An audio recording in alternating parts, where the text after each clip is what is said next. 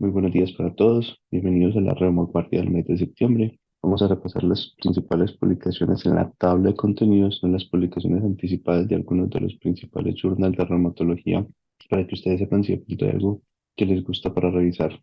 cada mes. Daremos prioridad, evidentemente, a los artículos que son open access, que son de fácil disposición para todos. Entonces, el primero que vamos a ver, empezamos con Arthritis Rheumatology, es el riesgo de tromboembolismo en los pacientes con crisis de gota. Este es un estudio que mostró en el Reino Unido cómo los pacientes los siguientes 30 días después de la crisis de gota tenían un mayor riesgo de trombosis, y este mayor riesgo de trombosis era por un factor de 2,31 e intervalo de confianza de 1,39 a 3,82. Esto nos refleja cosas que ya han empezado a verse en el contexto, por ejemplo, de los nuevos criterios de SAF, donde los episodios inflamatorios pueden estar aumentando el riesgo de fenómenos trombóticos, que es algo que ya se conocía, pero esto lo muestra también para nuestros pacientes con gota. También tenemos en el seguimiento de pacientes en Arthritis Rheumatology, tenemos un estudio de ciencias básicas de niveles de interferón alfa, cómo rompen la tolerancia de las células B por múltiples mecanismos, y este es un estudio que se hizo en modelos de ratón, en modelos moridos, donde se evaluó y se dieron cuenta que esta pérdida de la tolerancia requería del MID88, que es un conector de algunos segundos mensajeros, como por ejemplo los Toll-like receptors, y requería la interacción con células CD4. Al parecer, este interferón lo que hace es que favorece que las células CD4 puedan activar de manera y anómala los linfocitos B, y al activarlos puede perpetuar la fisiopatología del lupus, que digamos que es un artículo que en ciencias básicas tiene interés para nosotros. Tenemos también un estudio que fue un subestudio de un estudio que se llama el Treat Earlier, que es un estudio que hizo resonancia, en el cual nos muestran la historia natural de las resonancias de los pacientes. Este es un estudio interesante con 185 resonancias magnéticas, en el cual se vio que los pacientes desarrollaban tenosinovitis, artritis y osteitis, siendo la osteitis el hallazgo más tardío y el que predecía más el desarrollo de la artritis reumatoide, que es un dato que nosotros deberíamos tener presente. Y adicionalmente a eso nos muestran cómo posteriormente, cuando empezaban a desaparecer los síntomas, el primer síntoma que desaparecía era el síntoma de la tenosinovitis. Cada día estamos teniendo que utilizar más la resonancia, cada día está más asequible en nuestro medio, entonces conocer estos datos y este tipo de comportamiento y la historia natural de estos pacientes nos muestra cómo podríamos, digamos que, tener mayor información acerca del pronóstico de los pacientes que están en riesgo de desarrollar artritis reumatoide.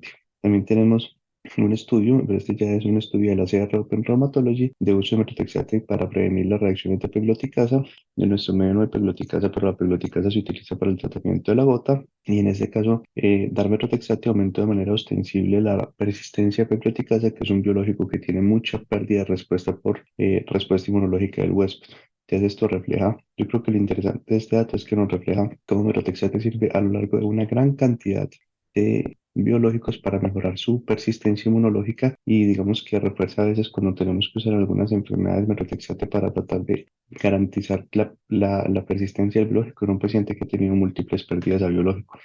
Adicionalmente a eso, del BMJ Open les traigo una descripción de las enfermedades infecciosas fúngicas en pacientes con lupus de una cohorte francesa, que es la cohorte RECIF. Aquí se dieron cuenta que los pacientes tenían dos tipos de compromiso: enfermedades inflamatorias articulares como espondiloartritis tenía más aspergilosis invasiva, y vasculitis IR tenía más neumocistis,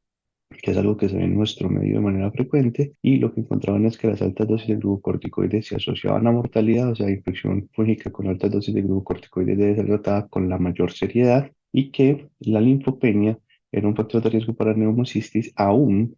si el paciente no tenía CD4 bajos. Entonces quizás debe ser un factor de riesgo que cada vez estemos teniendo más, con más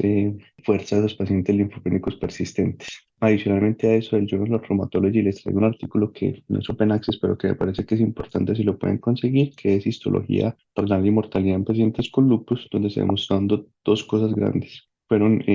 526 pacientes de histología renal, y se demostró que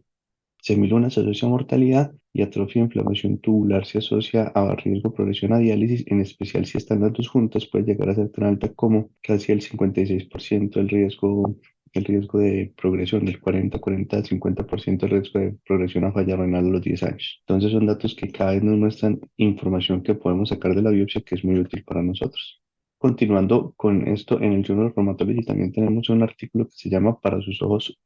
solamente, Agente 007, Tips para el manejo del riesgo cardiovascular en vasculitis ANCAS, un artículo que Es más un punto de vista, pero nos recuerda algunos puntos que tenemos que tener claros para el manejo del riesgo cardiovascular en vasculitis ANCAS. Este no es un tema que se aborda en particular en muchas publicaciones y por eso se los recomiendo si lo pueden leer. Tenemos también del Annals of Rheumatic Disease unas recomendaciones que son los puntos para considerar en las etapas tempranas del manejo y el diagnóstico del síndrome hemofagocítico, que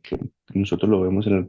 con alguna frecuencia en los ámbitos hospitalarios y quizás debería ser un artículo para revisar. Es un poco extenso, habla de los distintos puntajes y es un poco denso, pero si usted maneja pacientes hospitalarios con este riesgo, de pronto sí tendría que tenerlo claro para ver esta actualización. También tenemos en Annals of Rheumatic Disease una aproximación de vacunación al lupus eritematoso sistémico. También nuevamente es una gran oportunidad para tratar este tema, entonces les recomiendo que encarecidamente que lo lean.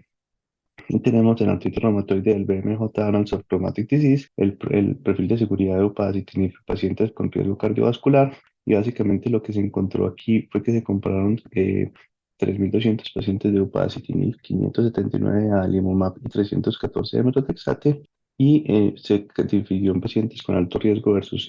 bajo riesgo cardiovascular. Los de alto riesgo cardiovascular eran los pacientes de más de 50 años con un factor de riesgo cardiovascular parecido a lo que otras publicaciones han mostrado en este tipo de estudios. Y lo que encontraron es que en los pacientes con más riesgo cardiovascular tenían mayores eventos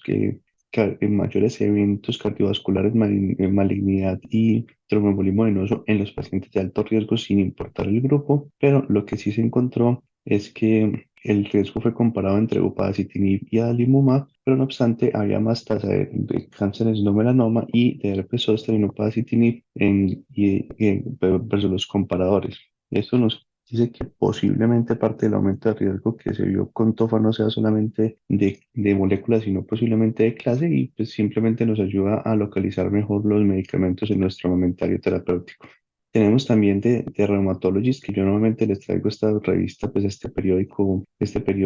reumatológico que es de libre acceso y muchas veces discute a profundidad artículos que no le pasaron. Aquí hay un artículo nuevo que es de cómo optimizar tratamiento en pacientes adultos mayores con condiciones reumáticas, que nos guía hacia el artículo inicial y nos habla del manejo de la polifarmacia y otro tipo de situaciones que debemos considerar. Entonces, se lo recomendamos. Simplemente recordar que al menos la mitad de los pacientes de 65 años o más que tienen artritis reumatoide tienen al menos 5 medicaciones, o sea, están en polifarmacia. Y adicionalmente a eso hacen una discusión acerca del impacto de los biosimilares en nuestro medio y en el medio específicamente estadounidense, que yo creo que vale la pena mirar porque esta es una realidad que ya está, que no es que vaya a llegar, sino que ya llegó y ya se instauró y que digamos que no es mala, que siempre y cuando se haga de manera juiciosa y con las condiciones adecuadas. Es una estrategia que permite optimizar costos y más en nuestro sistema que siempre está al borde del colapso.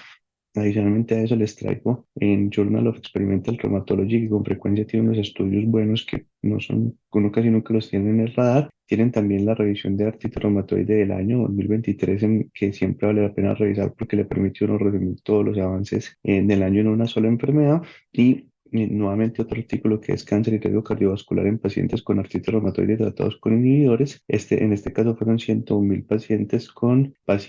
analizados para eventos adversos y lo que ellos encontraban es que no había, si bien no había un aumento de cáncer y de eventos cardiovasculares, sí había un aumento de cáncer específicos como eran pulmón